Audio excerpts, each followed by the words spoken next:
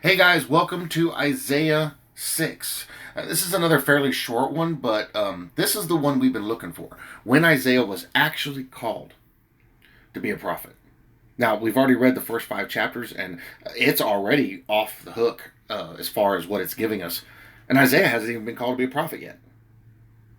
So God already gave all that before he even got him in line to start doing this. Now it's really going to kick up a notch. See, Isaiah, very bold. He had no problems calling people out because he was all in. He was full in this. And we're going to see that as God tells his story. So let's jump right into it. Isaiah 6, Isaiah called to be a prophet. In the year that King Uzziah died, I saw the Lord sitting on a throne. There's that image of the throne again. High and lifted up, and the train of his robe filled the temple. So the train of his robe is the part that stretches out the back. It filled the whole temple. His robe was so big. Above it stood seraphim. Each one had 6 wings. With 2 he covered his face, with 2 he covered his feet, and with 2 he flew. And one cried to another and said, Holy, holy, holy is the Lord of hosts. The whole earth is full of his glory. And the posts of the door were shaken by the voice of him who cried out, and the house was filled with smoke. So I said, Woe is me, for I am undone, because I am a man of unclean lips, and I dwell in the midst of a people of unclean lips. For my eyes have seen the King, the Lord of hosts. Isaiah, right off the bat, humbled himself. He's like, I am garbage. Who am I that you would come and you would show me this? I'm unworthy to see this. Verse 6, Then one of the seraphim flew to me, having in his hand, and that must have been terrifying. You'll get to see the seraphim when we get there. Then one of the seraphim flew to me, having in his hand a live coal which he had taken with the tongs from the altar. Now there's some significance there, because and it seems like a something that is a detail that isn't that important, but there's a reason why he said he had a coal in his hand, a live coal, which he had taken with tongs from the altar. Well, why didn't he just take it from the altar with his hand? Well, maybe he's not allowed to touch the altar. So he used tongs to remove it, but he's carrying it in his hand.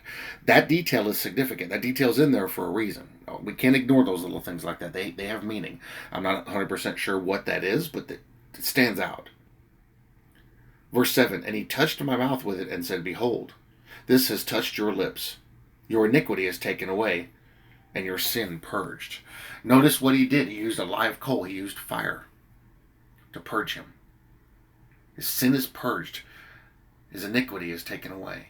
Now, how was his sin removed from him with that live coal? Jesus hadn't died on the cross yet. How is this possible? Well, stop and think. The Israelites, big into symbolism. What Isaiah was feeling about the situation, woe is me, I am undone. In his heart, he was like, I can't receive any of this, and he would probably ignore most of it. So what was God, in God's view, what was he like? Okay, well, easy. I can show this guy a symbol that will open him up. And so he took that colt and he touched him. All right, you're good to go now, Isaiah. So what that did is that comforted Isaiah, made him feel better about the situation. Okay, since my sin is purged, the Lord has told me so, I'm okay. I can receive this. I'm worthy. Not because of me, but because of him. There's another detail. I'm not worthy because of me, because of him, what he did. So what he was doing was he was opening Isaiah up to receive this message. But he knew Isaiah was going to have his heart closed up. Isaiah admitted it. People of unclean lips. Their hearts were hardened. So he had to open him up in order to receive this. So he showed him a sign that would do that. You can do this with people. Take people and tell them something simple they don't understand it, but show them, and it helps them understand the truth. It helps them understand and get out of their own way. Isaiah was in his own way. God removed him out of his own way. So there's a lot of significance behind that too. Verse 8, Also, I heard the voice of the Lord saying, Whom shall I send? See, now that he's got him open, Isaiah's now paying attention. He's not paying attention to himself and his unworthiness. Now he's paying attention to the Lord. Whom shall I send? And who will go for us? So the Lord already knew what was happening. Why would he sit there and say that? Oh, who would I send? Oh, wow, guys, what are we going to do? How's this going to happen? So Isaiah's open to this. He's paying attention now because his sin has been purged. His iniquity is taken away. Then I said, here am I, send me. Now, don't get me wrong, I may be completely misinterpreting this, but this just seems like this is what's happening to me here. He had to open him up to receive this. And then he asked a question. He already knew what he was going to do. He already knew Isaiah was going to do it. But he wanted Isaiah to make the choice. Here I am, send me. He wanted Isaiah to present himself. Isaiah, are you willing? Isaiah was willing. That's who he's looking for. He's not looking for people that are perfect, people that can do it a certain way. He's looking for, not even people that are qualified, he's looking for people that are willing. Isaiah was willing. Verse 9, and he said, go and tell this people. Keep on hearing, but do not understand. Keep on seeing, but do not perceive. Another interesting thing to note here, these people, they keep on hearing, they don't understand, they keep on seeing, but don't perceive. Notice that when Isaiah, see that because they saw things that God was doing, didn't perceive what was going on. Notice Isaiah did. As soon as it happened, he realized what was going on. This is all part of the process. It's all significant. Verse 10, make the heart of this people dull, and their ears heavy, and shut their eyes, lest they see with their eyes, and hear with their ears, and understand with their heart, and return and be healed. This is going to happen in the tribulation. God said, I'm going to give them delusion. Turn them over to delusion. Not just Israel, but the rest of the world, because that's what they wanted. Verse 11, then I said, how long? Or Lord, how long? And he answered, until the cities are laid waste and without inhabitant. The houses are without a man. The land is utterly desolate. The Lord has removed men far away, and the forsaken places are many in the midst of the land. But yet a tenth will be in it, and will return and be for consuming, as a terebinth tree or as an oak, whose stump remains when it is cut down. So the holy seed shall be its stump. He's talking about the tribulation. He's talking about what's going to happen with Israel. He's talking about this is all prophecy for future times. So he's got Isaiah prepared now. He's primed. He's ready. First he got his mind open and his heart open. Okay, Isaiah, I understand you got these problems and this is wearing you down. His heart was condemning him, but the Lord is greater.